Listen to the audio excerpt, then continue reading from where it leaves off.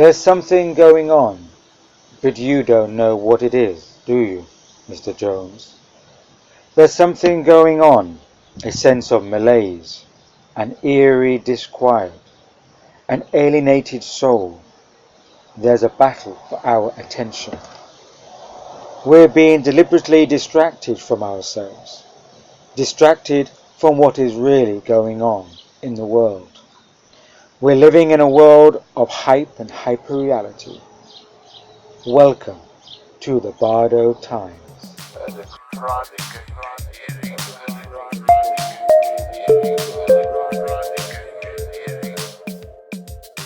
We're in search of a soul, and this is an age of longing.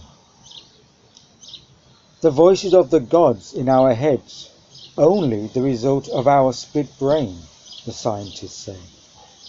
We've been hallucinating the gods, so it seems, for thousands of years. Thank you very much. So that's why the gods are no longer speaking to us. We've unsouled ourselves from the wilderness. Science placed us at the center of the universe, observing, probing, experimenting, finally dissecting and destroying the world. The modern mind sees in simplified isolation. They gave us an alienated consciousness, a world of objects in mechanical motion. No enchantment, no mystery, no living, animated world. Now we dream the artificial, the untimely, the unreal. We live with administration more than adventure.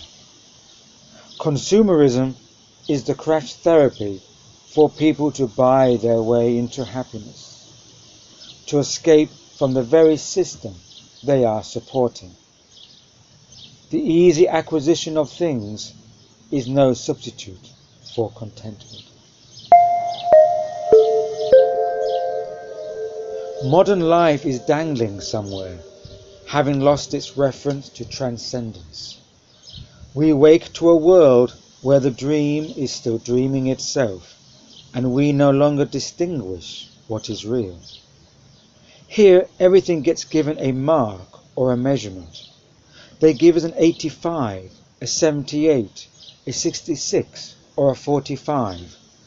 That stays with us for the rest of our lives.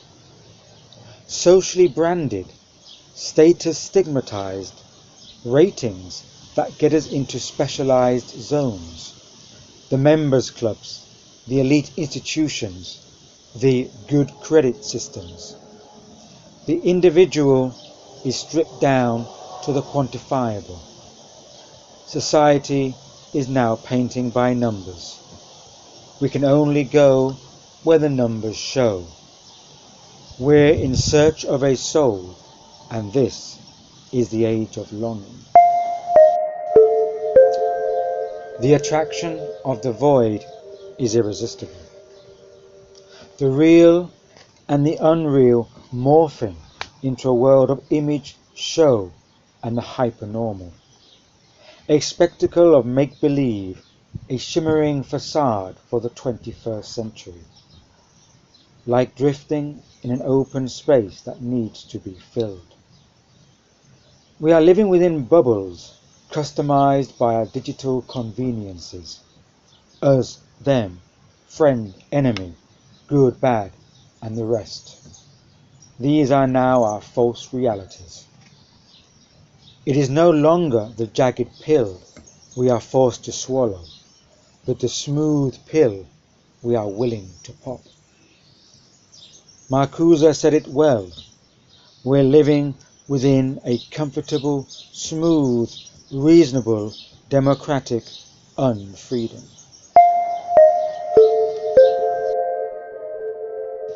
The attraction of the void is irresistible. At the extremity of hyperreality, everything disappears. At the extremity of warfare, there is no real humanity, only sorrow, loss, and pain. At the extremity of sexuality, there is no warmth, only the pornography of lust and the commodity of desire. At the extremity of goodness, there is the greed to do good. At the extremity of love, there is no real love, but obsession and possession. In the slipstream of the hyperreal, the substitute is always on, 24/7. The hyperreal messes with our senses, our aching bodies, our restless sleep, our tired eyes from all the screens in our lives. It's not motion sickness that we're suffering from, but monitor sickness. Supercomputers are now operating in petaflops, which is way faster than flip-flops. A petaflop is equal to 1,000 million operations per second. That's 1,000 trillion operations per second. That's equal to quadrillion calculations per second. The latest supercomputer can perform 200,000 trillion or 200 quadrillion calculations per second. But hold on. What does that mean? What does that really mean? It makes no human sense. We've entered an echo chamber full of bouncing data, information, voices and thoughts, and we cannot tell where they're all coming from. All we can manage to get hold of are the traces these speeding data sounds leave behind, or perhaps we have become the traces. Life is beginning to seem more unreal than real. What's on offer is far more seductive and attractive than ever. The play becomes a pantomime. Everything that we know, or think we know, exists within the simulation. Even the anomalies are part of the simulation. Music artists who rage against a machine, singers who put out pop songs that protest the system, they're all promoted by the very same system that gets them rich. Anomalies are not only tolerated or accepted, they are also actively encouraged. The system seeks to incorporate all genuine alternatives. Everything feeds into the same hopes. But who are you going to tell? Many of our well-known celebrities are in therapy, or have been in therapy, or are in dire need of therapy. Just pop into your online search engine, famous stars died of prescription drugs.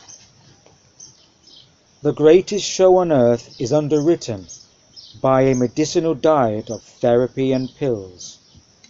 There's no escaping parody. Welcome to the hoax. The malady of the unreal is spreading like a pandemic. Fake is the new. Fake news, alternative facts, clickbaits, leaked news, a world of post-truth. From Pizzagate to Russiagate, the Great Chinese Firewall, agendas, infiltration, dominance, the management of perception, and who is saying what. Wandering souls of the bardo times, bombarded by the self-development media. From Ashran Avenue, Guru Boulevard to Sweat Room Yoga. We need to really see what's going on and to see through the show. We have to take out the trash before it has a chance to enter into our minds. After all, it's just an illusion.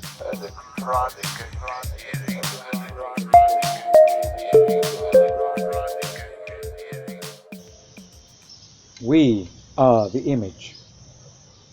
Welcome to the spectacle. The spectacle of the image has gotten under our skins.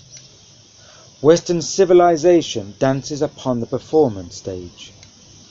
These are the phantom performances, the imaginary landscapes, where young students massacre their classmates before going to eat at McDonald's. The white-bearded god above is dead. Instead we have our superheroes, MacGyvers, celebrity cosmetic makeovers, beauty pageants, talk shows and reality television to now be our social guides. Pseudo lives and phantom performances. We are the image. In the Bardo times, the human spirit is treated like the radio-friendly 3-minute pop song. It's a digestible burst that we can chew on without it giving us indigestion. We are told that we create our own reality while sociopaths are in power. If this is creating our own reality, then many of us must be secretly longing for therapy. Aspects of our soul nature have become commoditized and watered down. We yearn only for the quick fix, the morning shot of feel good, wisdom packaged with a pleasing image.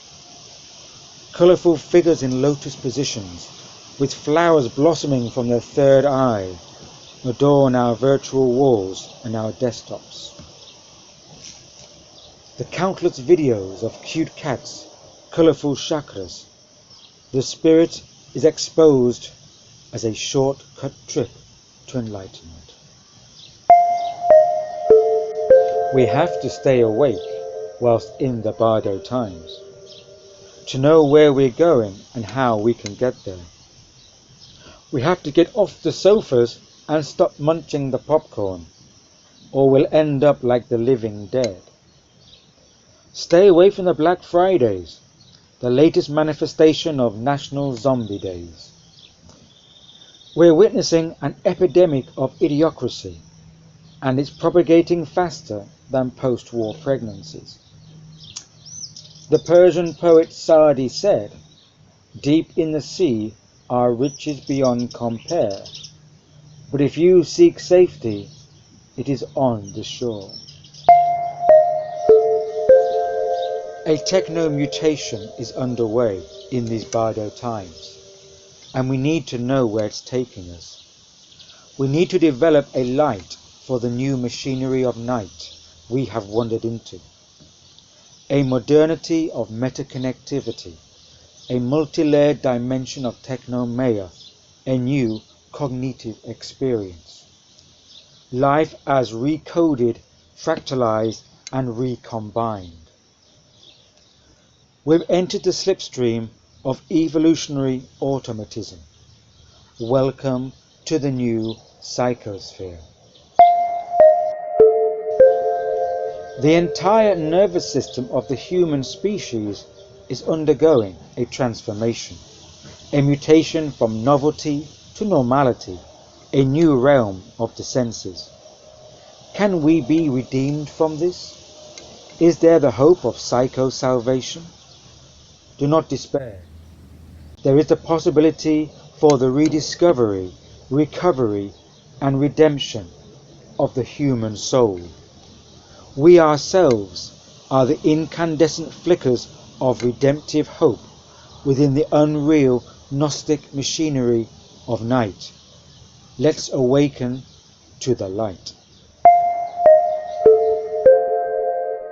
We live amidst the Gnostic flickers of redemption. We may be triggered into awareness once again. Be assured, the potential to be awakened does exist, has always existed, will always exist. Life is a dream for the wise, a game for the fool, a comedy for the rich, a tragedy for the poor. Has anything clicked yet? The Bardo times can be dark, yet we must move toward the light. The flickers of light that adorn our reality are but the embers of a greater truth. We are both the walker and the path. And still, the flickers of light illuminate the darkness. Do not remain distracted. There are incredible times ahead of us. The human soul must open its heart and say, enough. This is the moment the darkness fears most. The source code is listening out for our call, always and forever. Incandescent angels, awaken from the machinery of night.